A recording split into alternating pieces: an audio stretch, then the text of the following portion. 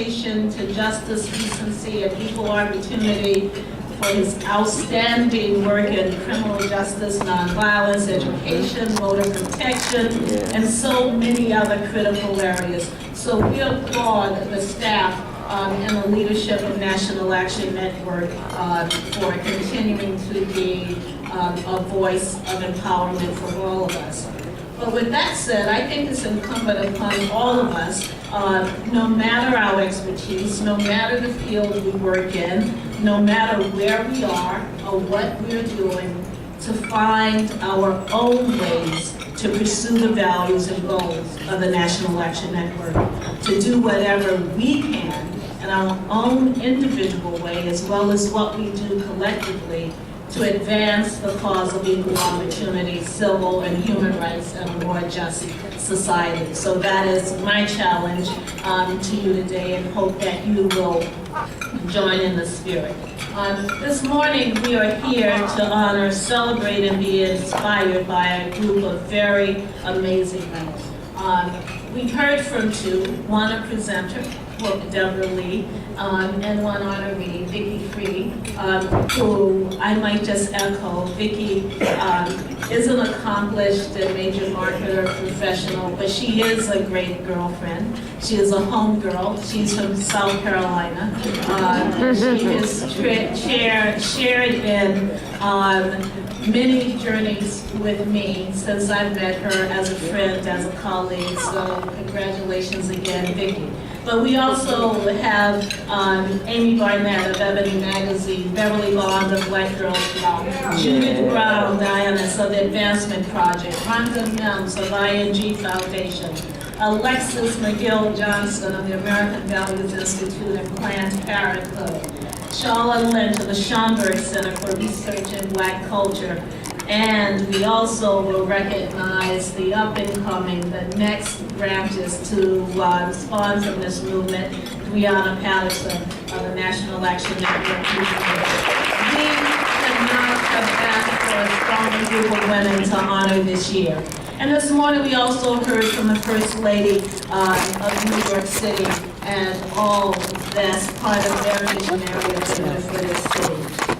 And there's been a lot of talk about women lately, about leaning in, about declining, not leaning in, about assertive versus aggressive, about being the boss versus being bossy.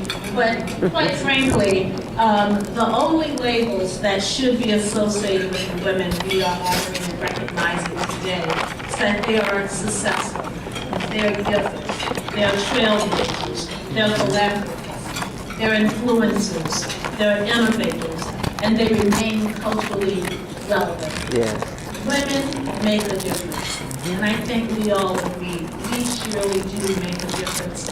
You are living proof of that in this room, and of course our honorees are living proof of that. You make a difference in your companies, with your families, and in your communities. You inspire and empower the women whom you lead, whom you mentor, and whom you encounter every day. You empower, you inspire, and you create aspiration among women, even those moments when you may not even realize or be thinking about it.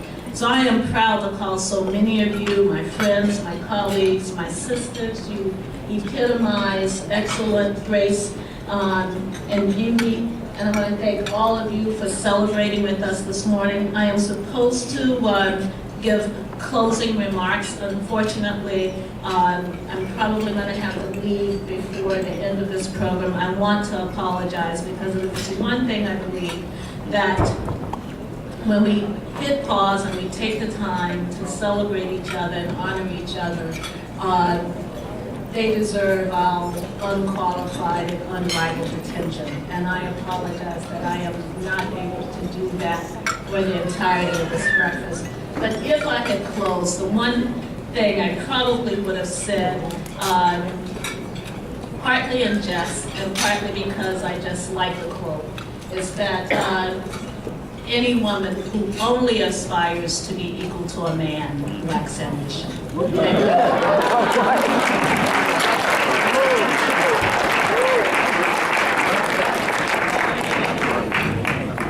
Okay, that's tweetable. Thank you so much, and please don't feel bad at all about maybe having to leave. You are the reason that we are all here along with the National Action Network, so you have more than done your part, and you do your part every day to inspire us all. I think I probably have a job at Viacom because of your efforts, so thank you for more reasons than one. All right, so let us move along to our next honoree. As CNBC's personal finance presenter, excuse me, we're changing the program around a little bit. I want to make sure I'm going in the right order. But yes, let me continue with our next presenter, forgive me. As CNBC's personal finance correspondent and senior commodities correspondent, Sharon Epperson reports on personal finance for the network and is a regular contributor on NBC's Today and Today.com, and appears frequently on NBC Nightly News, MSNBC, and NBC affiliates nationwide. She also frequently reports for public television's Nightly Business Report, which is now produced by CNBC. She's committed to improving financial literacy, particularly in underserved communities, and here to give special remarks, please welcome the lovely Sharon Epperson.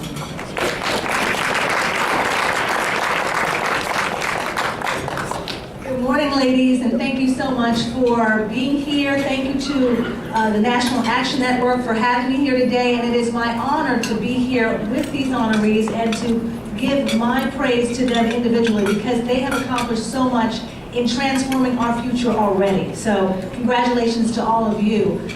I, at CNBC, talk about money and I talk about finance, but I talk about it from a personal side. And I was very intrigued, and I applaud the theme of this morning's breakfast, transforming the future, creating a better world for our daughters, and I'd say our sons too, because I have two. I have Emma, who's 8, and I have Dylan, who is 11. But I would also challenge all of you that before we can start to transform the future, many of us need to go through a transformation of our own. And we spend too much, we save too little, we don't invest or don't know where to invest, and we don't give back as much as we should. So one of the things I would challenge you all to think about is how you can occupy the C-suite. You already do. You already have the opportunity, and that is to occupy the C-suite of your own financial lives. You need to be the CEO of your own finances. And if you want marital harmony, which I do, I'm the co-CEO. But I actually know I'm really the CEO. But I say I'm the co-CEO. If you're not in the CEO role when it comes to your money, then you need to start. And you need to start to take control. So I have 2 things I want to ask you. I know you're finishing your meal, but you've been sitting there for a while, a little bit of activity. I have 2 questions to ask you because I want to know if you know what you know about managing, growing, protecting your money. I'm going to ask you just to raise your hand, not to stand up.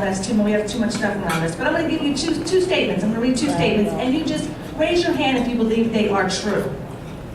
The maximum amount of money that you can put in a retirement account called an IRA is $5,500. True or false? How many of you have an IRA? Okay. The maximum amount of money that you can put this year in an IRA is $5,500. True or false? False. It is true. If you're 65 or 60, or I should say 50 or older, you can put in $6,500. But $5,500 is the amount of money you should put in, the maximum amount you can put in an IRA. The fact that many people didn't know that means maybe you don't have an IRA, or maybe you don't have a retirement account, or maybe you don't put money in a retirement account. How are you going to transform the future if you're not thinking about the future today? The next question, the last thing I just wanted to ask you is, if true or false, the only person who needs to have a will is someone who is retired? No. And how many of you have one? What kind of legacy are we leaving our daughters and our sons? Is it a legacy of financial strength? Is it a legacy of debts, of credit cards, of houses that are paid off, of things that we owe? Or is it a legacy of financial strength because we have a will, we have guardians for our children, we have set up an account so that we have a trust that is going to leave money to our nonprofit organizations, to our churches, to those that we want to continue to help for the future. That is what other communities do. That is what we need to do. So as I commend and am so humbled to be even on this dais with these tremendous honorees who are already transforming what our world is going to look like. I challenge them and all of you to make transformations in your own lives. If what I said made sense, and I hope it did, please continue to remember, it is your money, it is your future, and you can continue watching on CBC talk about this all the time. That's what I love. That's my passion. Thank you.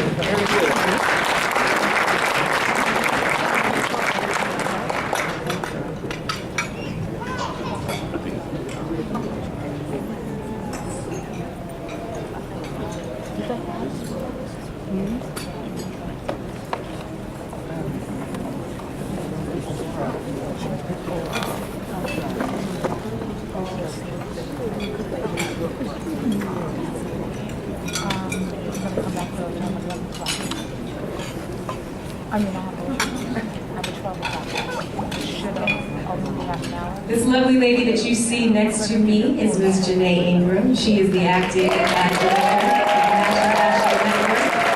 She's been working tirelessly to put this and the rest of the week's activities together, so I am going to turn this over to her for a few moments so she can introduce the lovely honorees. How many times can I use lovely today? Thank you, Janelle, and thank you everyone in the room for staying with us. And I also want to thank Marva Smalls again for being our co-chair. We know that she has to run, but we really appreciate her leadership and her assistance in putting this a wonderful event together. Let's give her a round of applause. So at this time, we're going to turn to some of the awards. And the first award is going to be to Amy Dubois Burnett. Amy Dubois Burnett is an award-winning journalist and brand architect. She is currently the editor-in-chief of Ebony magazine, where she executed the publication's first top-to-bottom redesign in its 68-year history. Excuse me. Prior, Barnett was the deputy editor-in-chief of Harper's Bazaar, the editor-in-chief of Honey magazine, and the managing editor of Teen People. She also published an NAACP Image Award-nominated advice book for women called Get Yours: How to Have Everything You Ever Dreamed of and More. Please give a round of applause for this year's 2014 Woman of Power honoree, Amy Dubois Burnett.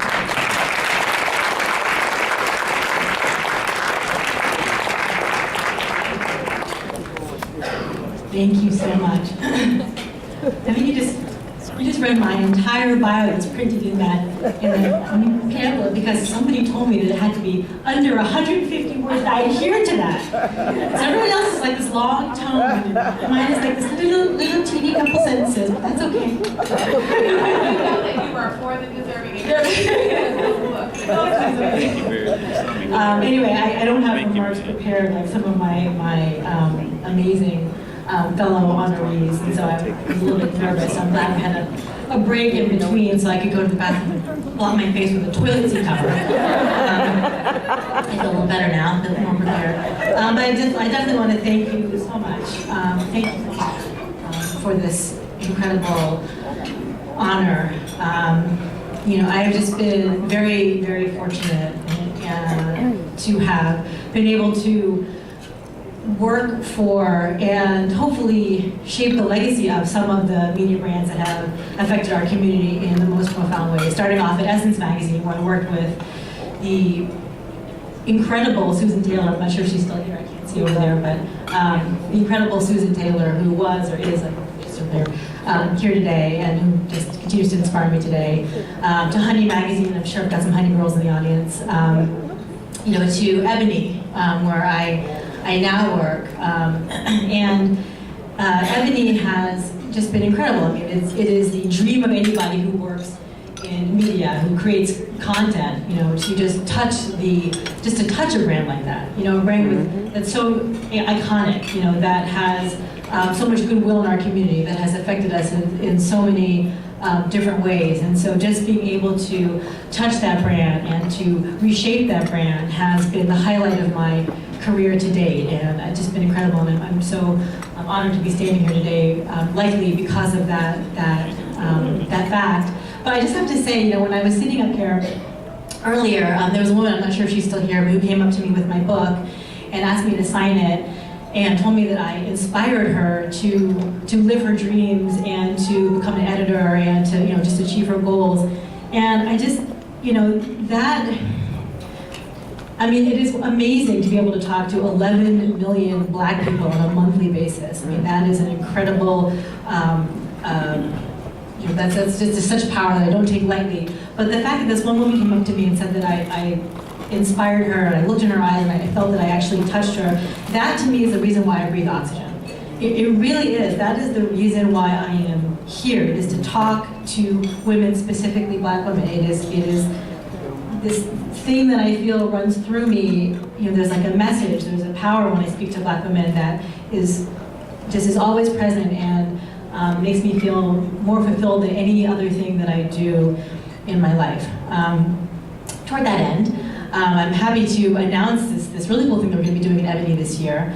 We're going to be doing an editorial series called Saving Our Daughters. So I'm not sure, some of you may remember the series that we did last year called Saving Our Sons, in which we did, I think it was like a 5 or 6 part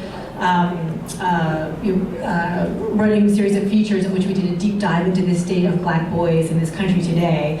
And it was, unfortunately culminated in an issue that I hated to put together about Trayvon Martin, but it was a long series that we did over the course of last year. And the White House actually contacted us after having seen the series, because they were, we didn't know at the time, but they're of course starting President Obama's wonderful My Brother's Keeper initiative, and so they contacted us to partner with them on a series of town halls this year about Black boys and men. So that the first one was just this past month in Morehouse, and there's going to be several more over the course of this year, which is amazing. So kind of in light of that, but also separately, I felt that it was important to devote the same attention to our girls. And so starting in the June issue, we're going to be running a Saving Our Daughters editorial series in which we take a look at what it means to be a Black girl in America today. And the goal is for parents and educators and community leaders and all of my readers to have the tools and information that they need to help all of our daughters achieve their own dreams. And which is why I think I'm in this world. So thank you so much for this honor. Little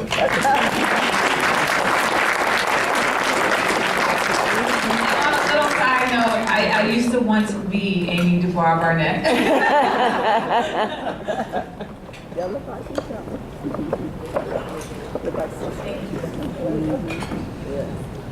So next up, we're going to bring up Ms. Dominique Sharpton, who is going to present our next award.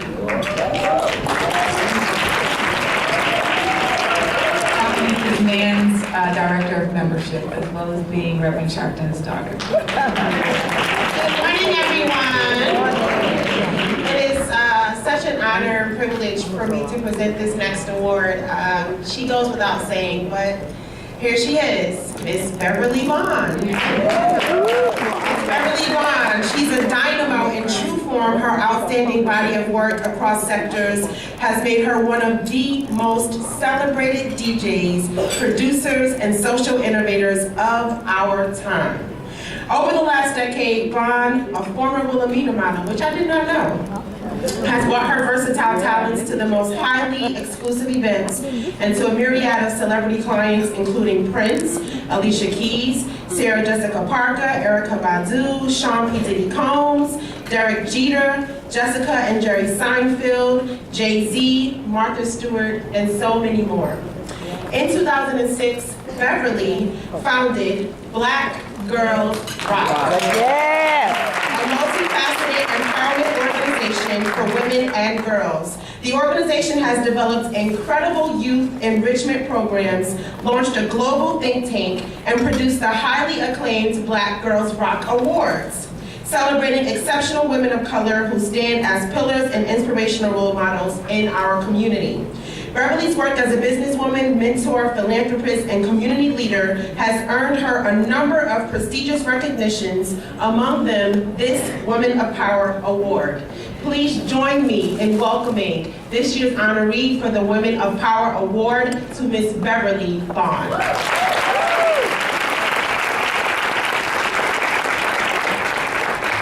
Thank you. When I got the call from the National Action Network, I actually thought you guys were calling me the DJ. It's an incredible honor to be here today and to be recognized by an organization as prestigious and as respected as the National Action Network. It's also an honor to be included among so many powerful leaders of the 21st century.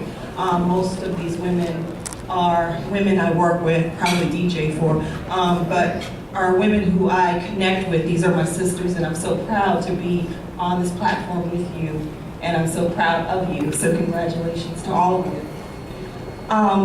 As a lifelong introvert who suffered from extreme shyness, it took me a lot of time to find the courage to really step up and step into my role of advocacy and social justice work, and to recognize my power to become a change agent, even after I started Black Girls Rock. When I started it, I really wasn't on a mission to be a spokesperson for feminist thought or be a leader of a women's empowerment movement. I really just wanted to bring awareness to a very dangerous problem that I saw that seemed to be invisible while in plain sight. When I spoke up, I was reacting to the constant barrage of demeaning and destructive and dehumanizing images and media messages that diminish the value and the worth of our women, which seem to be mostly the representations of women of color. And at first, I wasn't really trying to be the person to step up. I was looking around like everybody else, like we have leaders, somebody call Al Sharpton. Somebody's gonna do something about this eventually. And then finally I realized that as a DJ and a Black woman who was paying attention to the transformative power of art and music and culture, my awareness level and my passion about this issue made me one of those who should be accountable to bring this issue to the forefront. I couldn't wait for others. I had to take my responsibility and use my voice and my platform and be the messenger and create the change that I wanted to see. And so I did. In 2006, I started Black Girls Rock because I could no longer stand by and act as if I did not see the warped results of the media's influence on our young girls each day, and how such images translate into who these girls become, how they behave, how society treats them, how this affects young boys and their perceptions of women and girls, and how the accumulation of all of these factors are contributing to a cycle of psychological damage that is hacking away at the self-esteem of our girls in the most subliminal of ways. I knew that we needed a platform to celebrate and to acknowledge our greatness, our beauty, our power, our compassion, our strength, our diversity, our spirituality, our gangster, our swag, because nobody was going to do it for us. And we needed to hold our sheroes up as the shining examples of excellence so that future generations could see positive role models and as living proof of the dynamic women that they could also become. This is what sparked my passion to develop a multidimensional movement by way of Black Girls Rock,